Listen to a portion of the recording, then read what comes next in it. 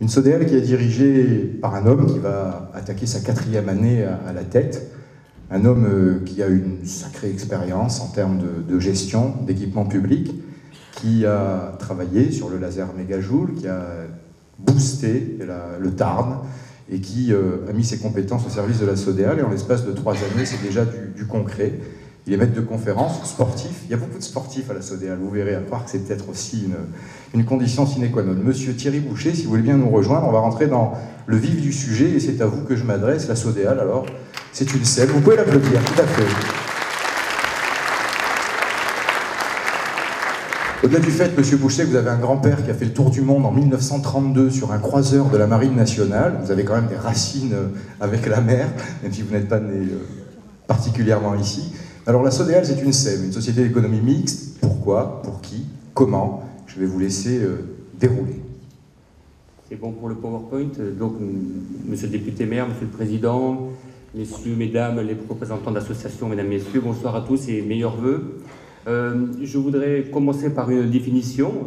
La SODEAL appartient à la famille des entreprises publiques locales et plus particulièrement des sociétés d'économie mixte. Il en existe 1200 en France, la Tour Eiffel, le Futuroscope, le métro de Toulouse, ou plus près de nous, le Corum, l'Arena et le Zénith sont gérés par des SEM de gestion d'équipements publics. La SODEAL est née de la volonté de la ville d'Agde de se doter d'un outil de droit privé pour travailler dans le cadre de l'intérêt général et pour gérer les grands équipements touristiques de la station. Cette SEM, vous l'avez rappelé, est née en 90, donc elle a 22 ans d'existence. Nous avons fêté l'année dernière son 20e anniversaire. Et nous avons comme actionnaire principal majoritaire la ville pour 80%, les autres actionnaires étant des organismes consulaires ou des banques qui sont ici largement représentés ce soir et je les en remercie. Voilà, nous sommes installés au cœur de la station et nous avons, et comme vous pouvez le lire au fur et à mesure, ce qui est inscrit sur le PowerPoint, nous sommes régis par le Code du commerce. Nous déposons nos comptes au tribunal de commerce et nous avons à intervenir dans le cadre de l'intérêt général, je vous l'ai dit, mais sur un périmètre qui peut être élargi. Nous intervenons principalement sur Agde, mais on peut intervenir ailleurs. Ça a été le cas l'année dernière lorsque nous sommes intervenus pour participer à la réflexion sur un réaménagement de camping à Marseillan.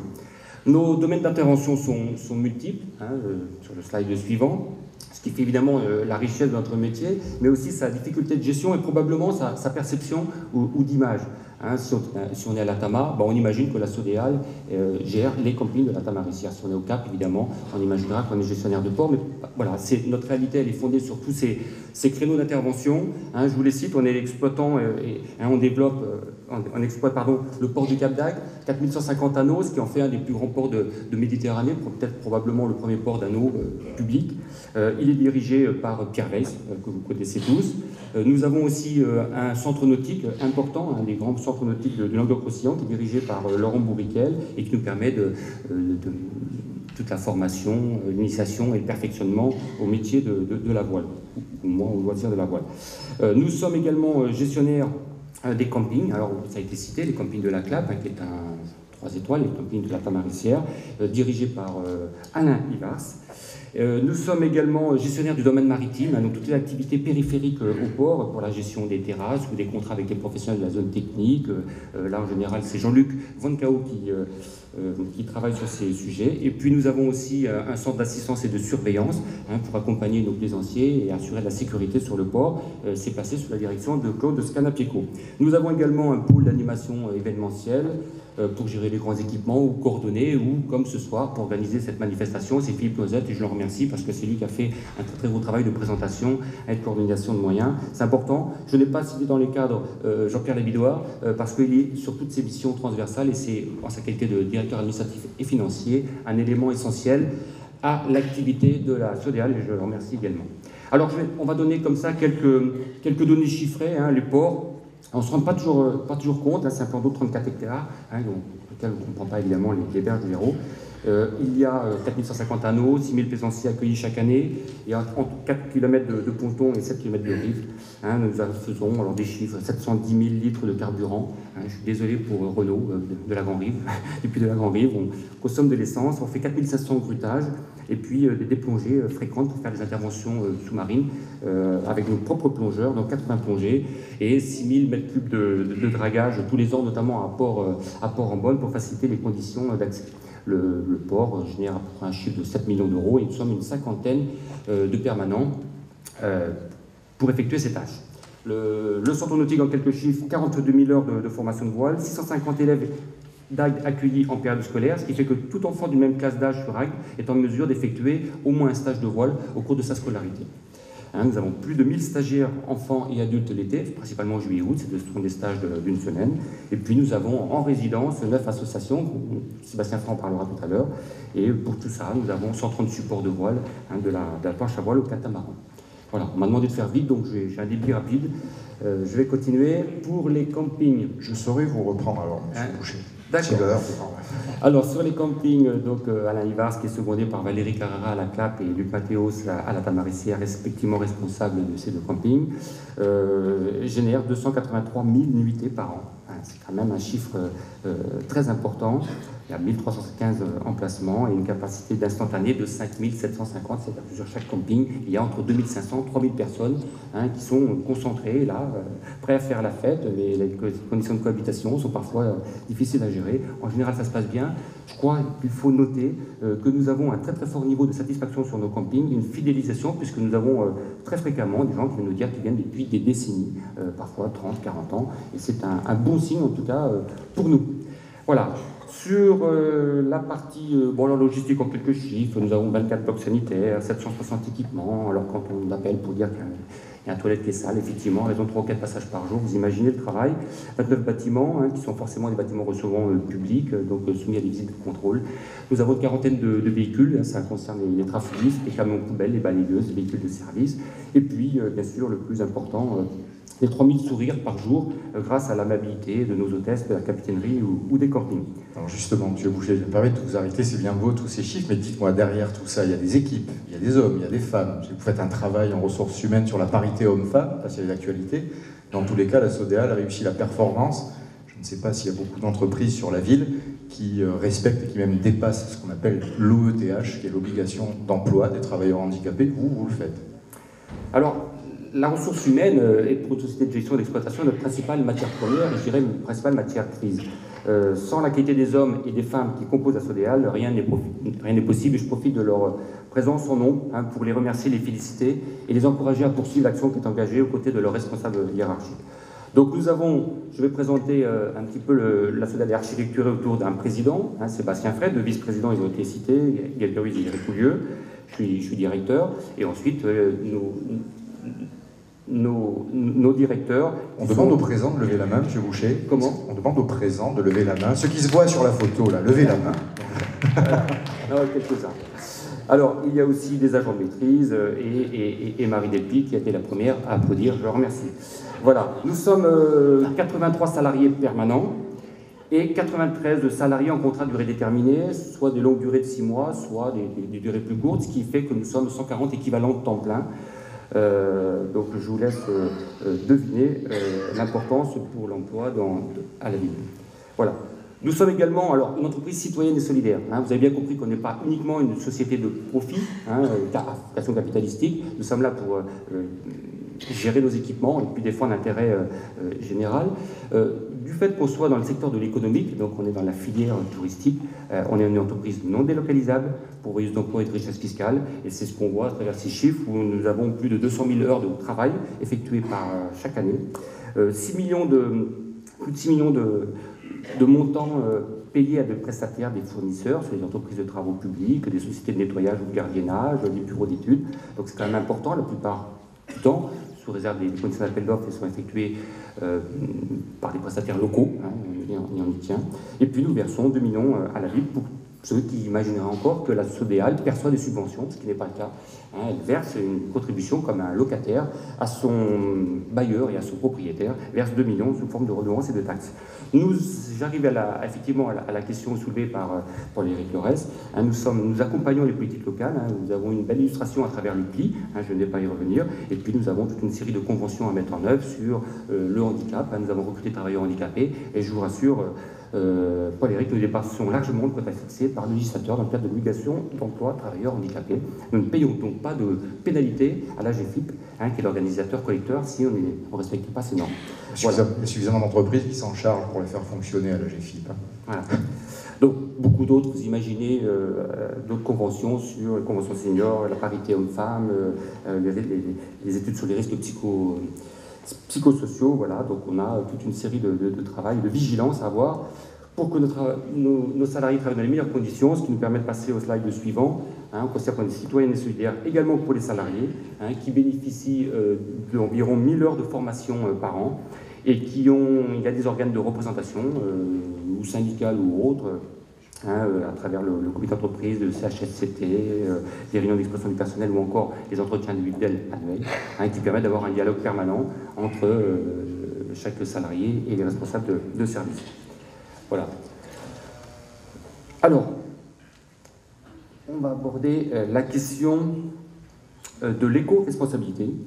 Dans la dimension environnementale, de respect de l'environnement.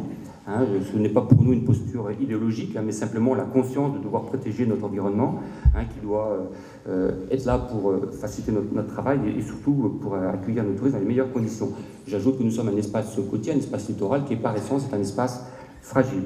Hein, j'aurais tendance à dire, je crois que c'était une phrase de Saint-Exupéry qui disait « On n'hérite pas de la terre de nos ancêtres, on emprunte à nos enfants ». C'est Renaud Dupuy de la Grand-Rive. C'est Renaud Dupuy de la Grand-Rive. Le dernier à l'avoir dit, c'est lui. D'accord. Le premier, non, mais le dernier à l'avoir dit, c'est lui. Voilà.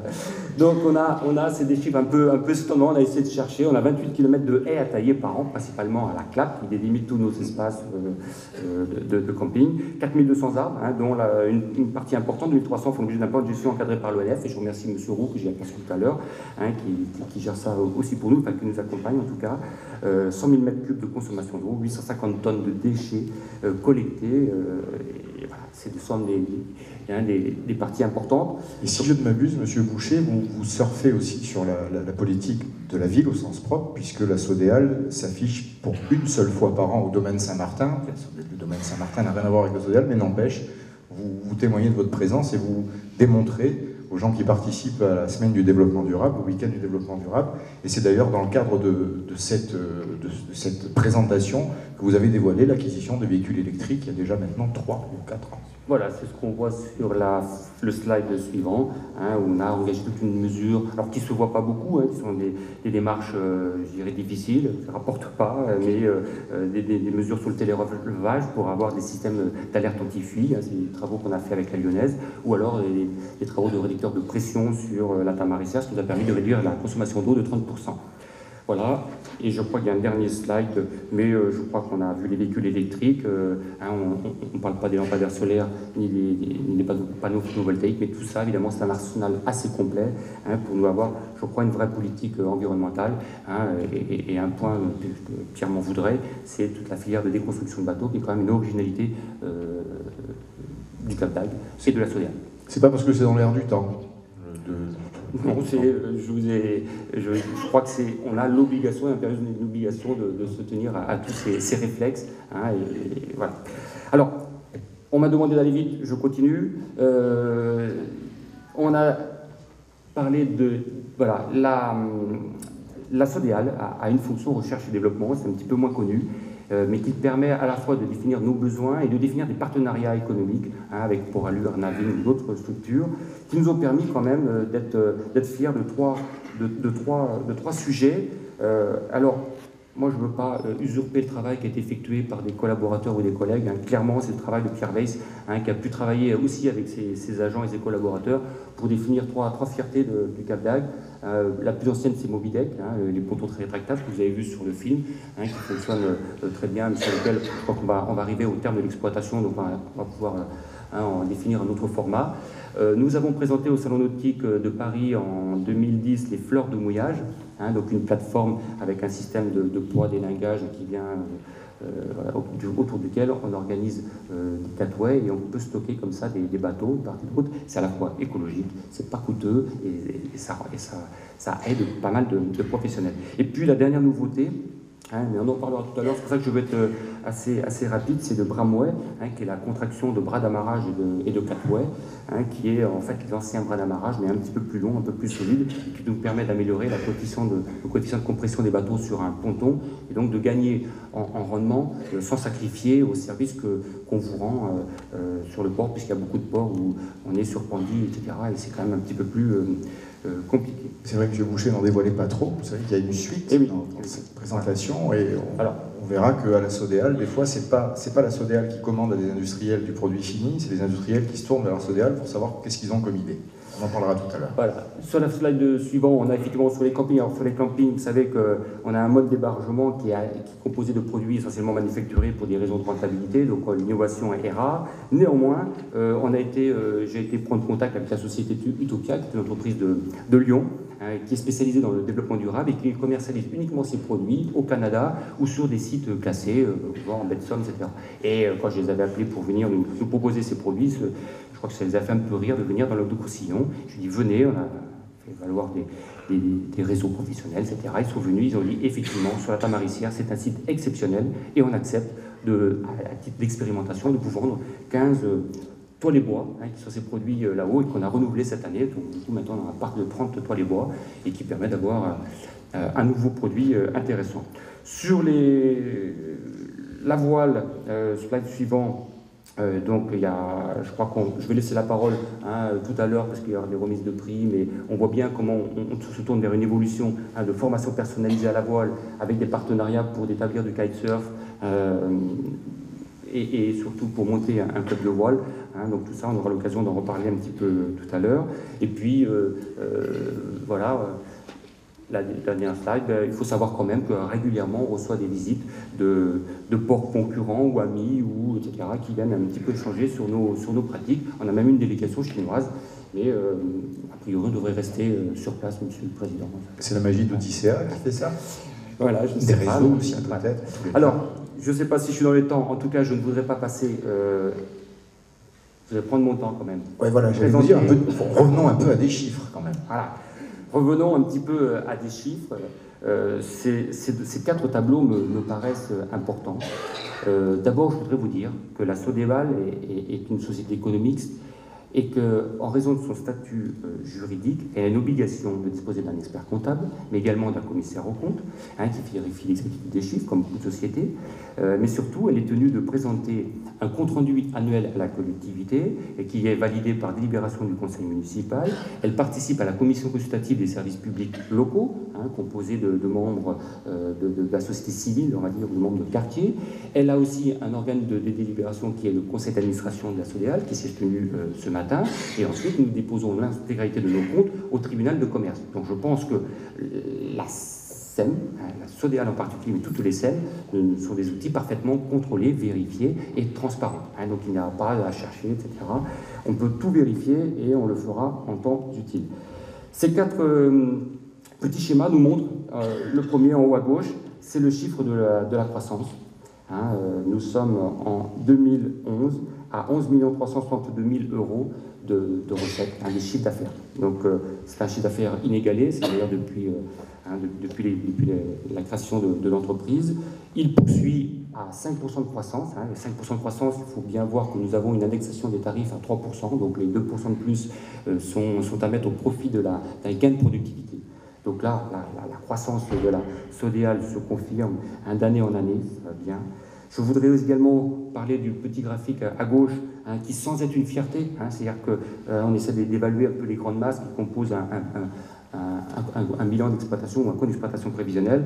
Là, j'ai abordé la question des charges de personnel, et on voit que ces charges de personnel sont maîtrisées d'année en année, quand bien même les aides à l'emploi cette année ont été nettement inférieures à ce qu'ils étaient l'année dernière. Donc on est entre 38 et 39% de charges salariales rapportées au chiffre d'affaires de la Sodéal. Donc toutes ces choses-là sont maîtrisée et vérifiable. Alors là, je vais passer peut-être au schéma en bas à droite. Alors celui-ci, il est très important. Il est très très important parce qu'il nous révèle quoi? Vous avez en blanc les investissements qui sont prévus contractuellement par la DSP, ce que la ville nous a demandé au moment de la signature du contrat, ce qu'on devait faire. Donc en blanc, voilà.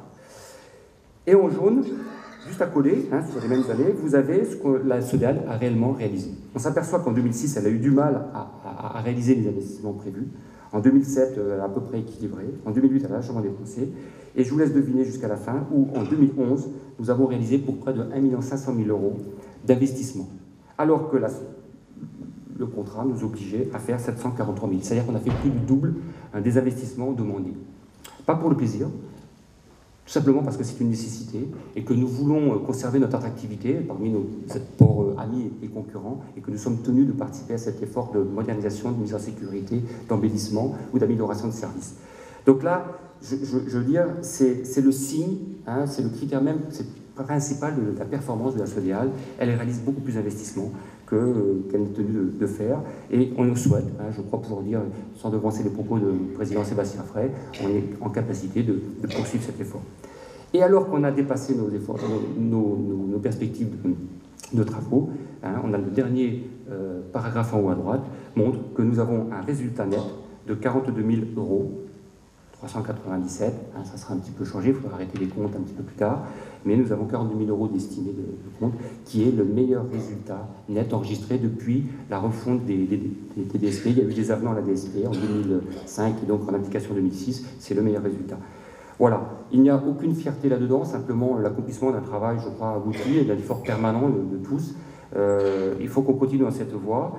C'est ce qui nous permet de sortir de l'étreinte budgétaire dans lequel on était et de poursuivre des efforts, encore une fois, d'investissement. Monsieur Boucher, vous avez le triple A là, c'est sûr. Accueil, assistance et amitié pour les gens qui utilisent en tous les cas, que ce soit dans les campings, que ce soit au centre nautique. Beaucoup de taux de renouvellement, vous l'avez dit tout à l'heure, mais je crois que même au centre nautique, avec la quintessence de l'offre qui est montrée chaque année, il y a beaucoup de gens qui reviennent. Le triple A est acté pour 2012, quand même sous le couvert de monsieur le député maire. On y va, voilà, c'est bon, il est validé. Bon, alors donc vous avez bien compris que la vision économique est essentielle pour apprécier la vitalité de l'entreprise, mais ce qui fait sens dans notre action au quotidien, c'est bien sûr quand même la qualité du service qu'on peut proposer à nos stagiaires, à nos clients de camping, à nos plaisanciers. C'est ça qui nous guide tous les jours. Alors, on est évidemment navré d'entendre des propos qui relèvent de la falsification de données, etc. Mais bon, je ne vais pas revenir là-dessus. L'important, c'est de poursuivre. On n'ignore pas les problèmes, c'est-à-dire qu'on n'a pas abouti nos démarches. Il est clair qu'il y a encore des travaux à faire, il y a encore des procédures d'amélioration sur la qualité de nos sanitaires, sur un certain nombre de choses, sur la Wi-Fi, qui est en débat actuellement et sur lequel on est en train d'apporter une solution.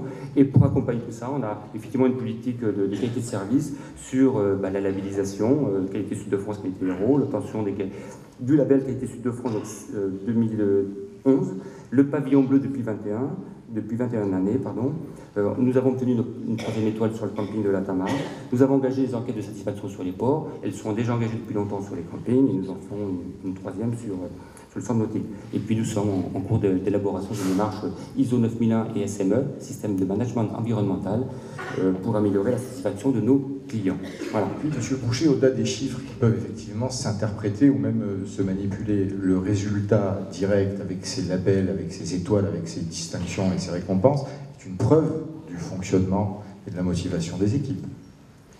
Je crois que c'est effectivement travailler sur le label est aujourd'hui un acte de management, un acte d'implication de tous les acteurs pour qu'ils se sentent concernés par tous les éléments de la vie et en même temps protéger. Il faut que nos salariés respectent des procédures pour savoir ce qu'ils ont à faire. Voilà. Cette attention est terminée. Ça va pour le délai? Bravo.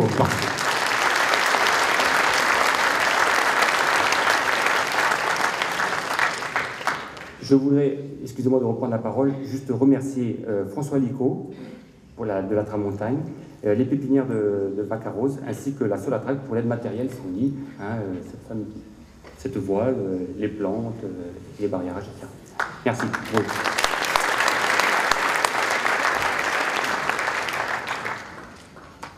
Merci à Eric Favier aussi d'ailleurs, parce que venir après Monsieur Estève, ça n'a pas dû être une histoire simple. Hein. On racontera peut-être pas ce soir comment à la Solatrag on rentre cadre et on devient PDG, c'est programmé.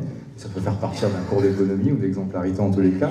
François Ligo, si vous me l'accordez, Thierry Boucher, Tramontane, c'est le nom de l'entreprise, voilier Elstrom, installé sur la zone technique depuis bien longtemps, après avoir été sur l'avant-port, sans doute le premier commerçant hors restaurant de l'avant-port, de l'île des pêcheurs, pardon. Et puis les pépinières Vaccaroz, effectivement, qui n'ont pas fait qu'apporter ces jolis palmiers, mais qui sont un petit peu des partenaires tout au long de l'année, partenaires logistiques. Merci, là je fais mon boulot aussi, vous voyez.